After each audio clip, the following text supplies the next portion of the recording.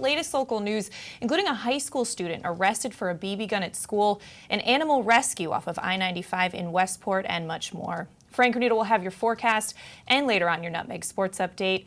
And Donald Lang will join us later to take a look back on this day in history. But first, 4 Stratford residents are facing burglary charges following a police investigation into an attempted burglary in the Lordship area.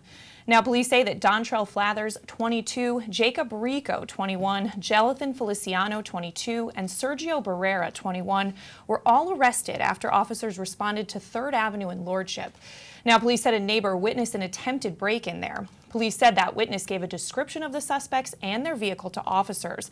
Stratford police said they later found that Volkswagen Jetta matching the suspected vehicle that was stopped on Lordship Boulevard near Access Road. Now, police said the witness was able to positively identify those suspects and their initial description. Police also found that Feliciano, who was driving during that time, was in possession of marijuana. Now, all 4 men were charged with 3rd-degree attempted burglary and 3rd-degree conspiracy to commit burglary. Feliciano was additionally charged with the sale of a controlled substance. All 4 were ordered held on a $5,000 bond and will appear in court on May 30th. And a 5-vehicle crash with 10 injuries closed the Merritt Parkway northbound in Trumbull shortly after 2 in the afternoon on Sunday. Now, that crash happened near exit 48. Now, despite the extent of the damage to the cars, as seen in those photos shared by the Long Hill Fire Company, state police said that the injuries were minor, with none being life-threatening. Now, that scene was declared a mass casualty incident, and fire personnel had to close the highway for a time for the safety of EMS responders. And in other news, a Shelton High School student was arrested Monday after allegedly taking a BB gun to school. Now, students told administrators that a student identified by police as 18-year-old Destiny Ryan was showing what appeared to be a semi-automatic handgun in the girls' bathroom. Well, Shelton officers and detectives who were already at the high school for an unrelated matter approached Ryan and asked her if she had a gun, which she replied she did. Ryan then handed officers her book bag, which contained a black BB gun, which police said closely resembled a 9mm semi-automatic. Ryan was arrested and charged with possession of a weapon on school grounds and 2nd-degree breach of peace. Her bond was set at $2,500, and she's due in court in Derby on June 4th. And the sexual molestation lawsuit brought against the town of Wilton and the Board of Education by the parents of a former Miller Driscoll School preschool child was withdrawn. That, according to court documents dated May 21st. Now, jury selection for a trial, which was scheduled for May 23rd, has been called off. Now, that suit was scheduled to go to trial May 15th, but was postponed when attorneys for the girls' families filed a motion to continue the trial to May 23rd, indicating they were close to a settlement. Now, the motion to withdraw did not indicate a reason for that withdrawal, but our own Wilton Bulletin is following that story. You can look for updates at wiltonbulletin.com. And in other news, Milford police said a man who would have walked away with a simple infraction after an incident downtown became combative, spitting on an officer and striking one with a feces-smeared shirt, landing him in much worse trouble. Now, according to police on May 19th, police saw 2 men arguing outside of a Daniel Street restaurant. One of those men tried to walk away, and the other man, identified as 27-year-old Rafael Cruz of Bridgeport, punched him in the face. Well, officers then intervened and separated the 2 men. Now, the man who was punched in the face did not want to press charges, and Cruz was going to be issued an infraction for creating a public disturbance and then would have been released. But Cruz, according to police, refused to cooperate with officers and tried several times to fight with them. Now, this led to the arrest of Cruz, who later, during the course of his arrest, spit on an officer while being transported to headquarters. Cruz then allegedly continued to fight with officers during the booking process, and while in a cell, urinated and defecated on a sleeping bench, police said. Police said Cruz continued to be combative with officers and ended up being transported to the hospital for observation. They said Cruz eventually became compliant enough to be processed and was released on a $5,000 bond. And Westport police arrested a man on a warrant over the weekend for allegedly stealing several items from a store that was below his apartment. Now, this started back on October 8th, 2017. Police were called to 17 Main Street for the report of a larceny. Well, upon arrival, officers located James Eustace moving from his apartment, which was located above the Loft store. Now, a Loft employee had observed Eustace loading a stool into his trailer, and that stool had previously been reported stolen from the store in April. Now, Eustace consented to a search of his apartment apartment where officers say they recovered additional stools, cushions, and curtains, which had also been previously reported stolen from that store. Well, on May 20th, the Westport Police Department was contacted by Waterbury Police, who had advised that they had Eustace in custody and were holding him on that active arrest warrant. Westport officers transported Eustace from Waterbury PD to headquarters, where he was charged with third-degree larceny. All right, taking a turn now, let's get a look at your forecast with Frank Granito. Frank. All right, thank you, Kate. A little bit cooler around Fairfield County today. We're looking at temperatures in the mid-60s, increasing cloud cover out there now, and we're going to see some on and off showers from the early afternoon through tonight. Those showers should clear out by midnight. We'll see some late night fog developing, carrying into Wednesday morning. Much warmer out. We could be looking at record highs tomorrow by the late afternoon. Temperatures up into the mid-80s. Partly sunny during the day, but it's only going to get better as the day goes on. And the back half of the week looks really nice, Kate. We're going to see plenty of sunshine Thursday, pleasant conditions, mostly sunny Friday and Saturday as we head into the holiday weekend. All right, so good news there. I like to hear it. All right, we're going to step out for a break. Come back. Donald Eng will have a look back on this day in history. We have more local news, and Frank will have your Nutmeg Sports update after this. Spring is in bloom, and so are the deals at Honda of Westport's Dream Garage Spring Event. See and test drive the all-new 2018 Honda Clarity 110 MPG plug-in hybrid sedan. Stop in today and see why we've been named Deal Rater's Dealer of the Year for the 4th year running. Honda of Westport, where peace of mind is part of the deal. Get a fresh start to the new year by shaking up your meal routine. Walter Stewart's Market is your local source for a delicious selection of fresh and convenient salad shakers, like Southwest salad with chicken, Cobb with organic chicken, Power Vegan with fruit and quinoa, Greek salad with tabbouleh, and grilled shrimp with hominy. Grab one from our salad case or order from our deli today. Walter Stewart's Market, 229 Elm Street, New Canaan, or shop online at stewartsmarket.com. Dr. Stephen Molinaro and Peter Healy of Family Practice Dentistry and Laser Dental Care have served Ridgefield for over 22 years. Experienced staff offer gentle drillless techniques, preventative care, and cosmetic procedures in a relaxed environment. Grateful for the community's trust and support through the years, new patients and their families are welcome. Call today. I've had Newtown Savings Bank my whole life. You don't have to worry about talking to a machine. You're talking to real people. You're getting real help. I'm banking local, and I'm loving it. Welcome back to this May 22nd edition of your Coffee Break on the HAN Network. It's time to take a look back on this day in history with our own Donald Eng. Don. Well, Kate, once again, the theme seems to be a little bit of political turmoil, but we're going to start in 1455 with the first Battle of St. Albans over there in England. The Duke of York defeats and captures King Henry VI of England. This is the beginning of what was called the War of the Roses. That was a civil war between the houses of Lancaster and York. Both sides used a rose as their symbol, red for the Lancasters, white for the Yorks. It might have been the other way around. The houses were both seeking control of the English throne, but every eligible male heir on both sides died in the war. Eventually, Henry Tudor, a distant Lancaster cousin, took the throne as Henry VII. He then married Elizabeth of York, uniting the two houses as the Tudor dynasty, which would last until 1603. A couple hundred years later, now 1804, the Lewis and Clark expedition officially begins as the Corps of Discovery departs St. Charles, Missouri. The expedition's primary objective, finding a contiguous water route across the continent, which it did not do, but it did establish relationships with more than 70 native tribes, map thousands of square miles of the Northwest, and describe more than 200 plant and animal species previously unknown. At least they were unknown back east. Speaking of back east, 1856 now, Congressman Preston Brooks of South Carolina beats Senator Charles Sumner of Massachusetts with his cane in the hall of the U.S. Senate. Sumner had made a speech a few days earlier equating Southern politicians as pimps for slavery. Brooks would be praised for his actions by Southern senators. Sumner suffered head trauma and PTSD so severe that he was unable to return to the Senate for 3 years. Brooks actually resigned his seat, then was reelected in a special election to fill the vacancy that he himself had created. He died of respiratory infection before resuming his term, received a hero's burial in South Carolina.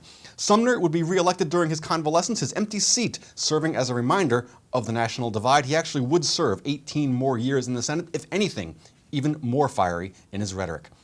Finally, now we go to 1998, 20 years ago, for this.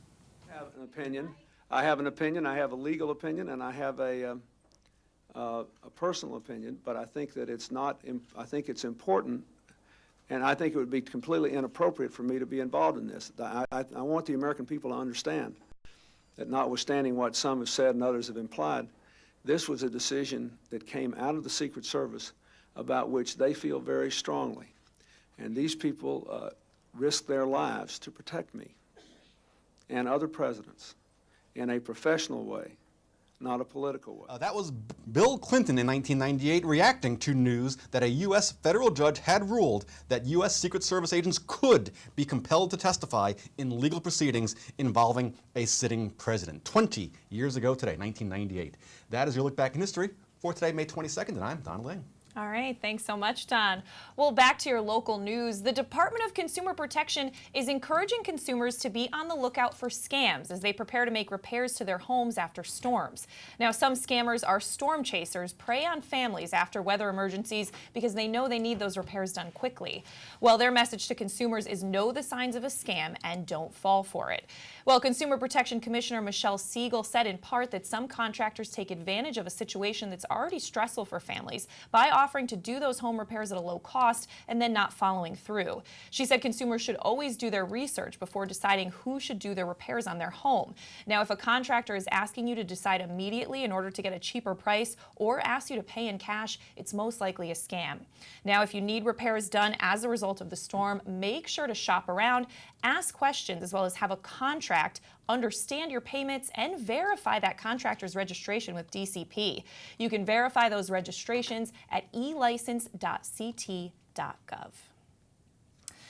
And Ridgefield's steep, winding hills got the better of a town lawnmower outside of Yanity Gym on Friday afternoon. Take a look at this video from our own Ridgefield Press.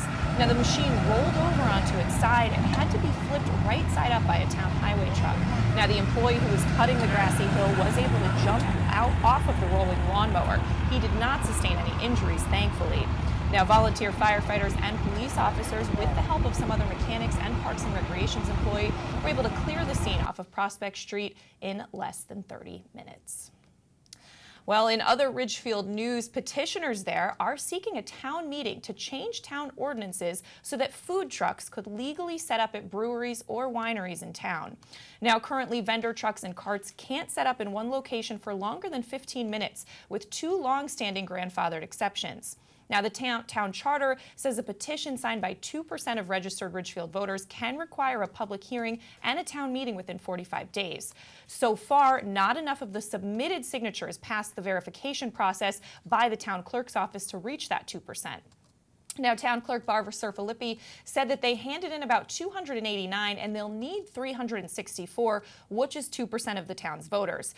Now, Sir-Philippi said there were a lot of people from out of town that signed it or people who weren't voters. Some people also signed it twice.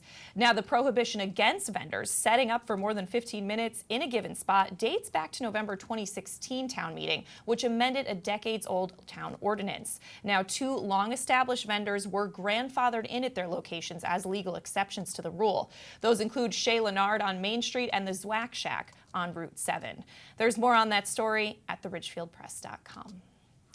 And in other news, Ellen Brzozowski, currently Director of Community Relations at Silver Hill Hospital, has been named Executive Director at New Canaan Cares, which is the independent nonprofit community organization whose purpose is to advance the health and well-being of youth and their families. Now, New Canaan Cares Search Committee Chair Sarah Schubert made the announcement in a letter to the Board of Directors. Brzozowski will replace Meg Domino, who will be leaving her role as Executive Director at the end of June after 16 years in that position. Now, according to Schubert, Brzozowski is knowledgeable about the issues facing New Canaan's youth and families and has worked closely with New Canaan Cares through her work at Silver Hill. Now, Brzozowski is a licensed clinical social worker. For more on her background, check ncadvertiser.com. And Westport Fire Department rescued 9 baby ducklings from a storm drain on Sunday. Now, Westport Fire Department was called to give assistance on I-95 between exits 16 and 17 for that animal rescue. Connecticut State Police and firefighters were able to remove the storm drain cover using hydraulic equipment and then rescue those 9 baby ducklings. Now, Westport Animal Shelter advocates thanked the fire department for answering the call from some concerned and persistent residents in that area regarding those ducklings. They also thanked Westport Westport's Wildlife in Crisis for finding room for those little ducklings. Now, according to the folks at Wildlife in Crisis, those ducklings are resting comfortably and warmly in an incubator after their close call.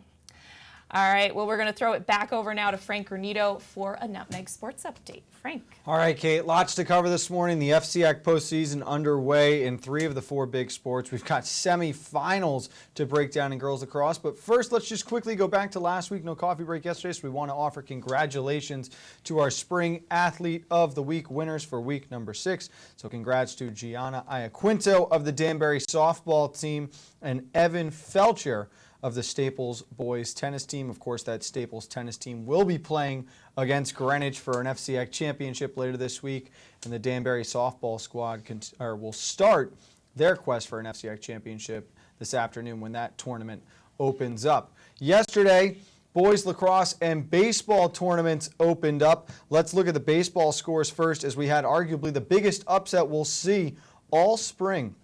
Fairfield Ludlow struggling to get into the FCIAC tournament until the last day of the season. Well, they knocked off number 1 Ridgefield 18-3, absolutely rocking the Tigers ace Alex Price. Staples took down Greenwich 6-4 in the 2-7 matchup. Danbury edging out St. Joe's 3-1. And Darien escapes Trumbull 1-0. Somehow, Trumbull pitcher Ben Farrow throws a no-hitter in this game and still takes the loss. In the quarterfinals for boys lacrosse, really routine here as the top 4 teams advanced. Darien 20-2 over Ludlow. New Canaan 13-3 over St. Joe's. Ridgefield 15-8 takes down Greenwich, and Wilton survives Staples 8-4. The boys lacrosse semifinals will be played tomorrow evening from Brian McMahon at 5 and 7 o'clock. Baseball semifinals are this afternoon at at Kubetta Stadium, but that obviously going to be pending some weather.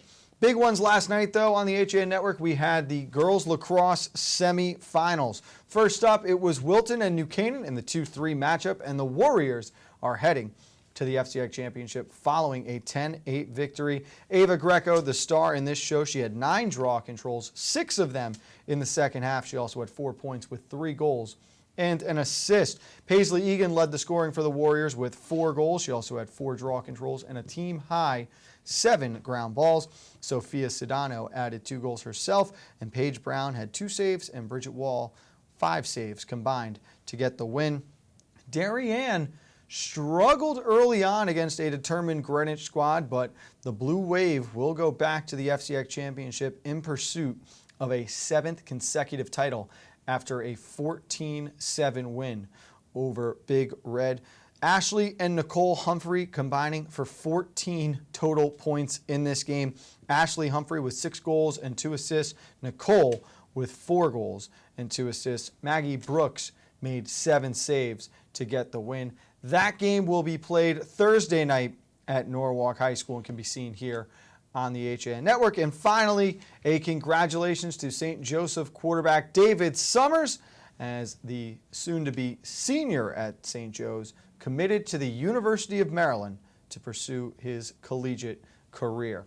We'll have plenty more on all of this action, plus highlights from last night's girls lacrosse games at 2 o'clock on Nutmeg Sports. For now, though, we will go back over to Kate. All right, thanks so much, Frank. And we're going to step out for a break, come back, and recap some of the top stories we're following today after this. At Pamby Motors, we're not worried about being the biggest dealership. We're focused on being the best. We're dedicated to giving you the best experience we can. The Pamby Motors team is here to help you choose the right Chrysler, Jeep, Dodge, or Ram in a friendly, pressure-free environment. And right now, during Ram Truck Month, get up to $14,000 off on all in-stock 2017 Ram 1500 pickups. Come in and see us for details. Visit Pamby Motors, Route 7 in Ridgefield, PambyZone.com. UK Gourmet is the largest specialty grocer in the area, featuring food from England, Ireland, Scotland, and Wales. Over 80 teas to choose from and a brilliant assortment of biscuits to go with them. Over 70 cheeses from grass-fed cows, which makes a smashing difference in taste. The creamiest chocolate you'll ever taste using no artificial colors or preservatives. So say hooray for UK Gourmet. 78 Stony Hill Road in Bethel, or visit ukgourmet.us. Had a sports injury or slip and fall that needs immediate care? Ortho Connecticut Walk-In Urgent Care gives you direct access to orthopedic specialists fast without an appointment. Biking, golf, tennis, soccer, whatever the sports injury is, sprain or fracture, Ortho Connecticut Walk-In Urgent Care can help. Open 7 days a week now at 4 locations: Norwalk, Darien, Westport, and Danbury. Go to myorthoct.com, like them on Facebook. Create your dream home at Laurel Ridge. 3 bedrooms, 2-car garages, finished basements, wooded and lake views, recreation facilities galore. Stay connected to your local lifestyle with the convenience of being just minutes away from Fairfield County. Luxury townhomes that are smart, elegant, custom, and maintenance-free. At Pamby Motors, we're not worried about being the biggest dealer. On the HAN network, I'm Kate Czaplinski recapping some of the top stories we're following today. Now, 4 Stratford residents are facing burglary charges following a police investigation into an attempted burglary in the Lordship area. Police say that Dontrell Flathers, 22, Jacob Rico, 21, Jalenthon Feliciano, 22, and Sergio Barrera, 21, were all arrested after officers responded to 3rd Avenue in Lordship.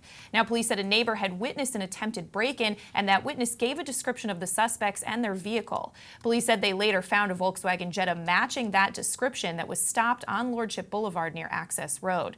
Police said the witness was able to positively identify those suspects and their initial description. Police also found that Feliciano, who was driving during that traffic stop, was in possession of marijuana. Now, all 4 men were charged with 3rd-degree attempted burglary and 3rd-degree conspiracy to commit burglary. Now, Feliciano was additionally charged with sale of a controlled substance. All 4 were ordered held on a $5,000 bond and will appear in court on May 30th. And a 5-vehicle crash with 10 injuries closed the Merritt Parkway northbound in Trumbull shortly after 2 in the afternoon on Sunday. Now, this crash happened near exit 48, and despite the extent of the damage to the cars, as seen in these photos shared by the Long Hill Fire Company, state police said that the injuries were minor, with none of those being life-threatening. Now, that scene was declared a mass casualty incident, and fire personnel had to close the highway for the safety of EMS responders. You can get more on that story at TrumbullTimes.com. And a Shelton High School student was arrested Monday after allegedly taking a BB gun to school. Now, students told administrators that a student identified by police as 18-year-old Destiny Ryan was showing what appeared to be a semi-automatic handgun in the girls' bathroom. While Shelton officers and detectives who were already at the high school on an unrelated matter approached Ryan and asked her if she did have a gun, which she replied she did. Ryan then handed officers her book bag, which contained a black BB gun, which police say closely resembled a 9mm semi-automatic. Now, Ryan was arrested and charged with possession of a weapon on school grounds and 2nd-degree breach of peace. Her bond was set at $2,500, and she will appear in court on June 4th. And in other news, the sexual molestation lawsuit brought against the town of Wilton and the Board of Education there by parents of a former Miller Driscoll School preschool child was withdrawn. That, according to court documents dated May 21st.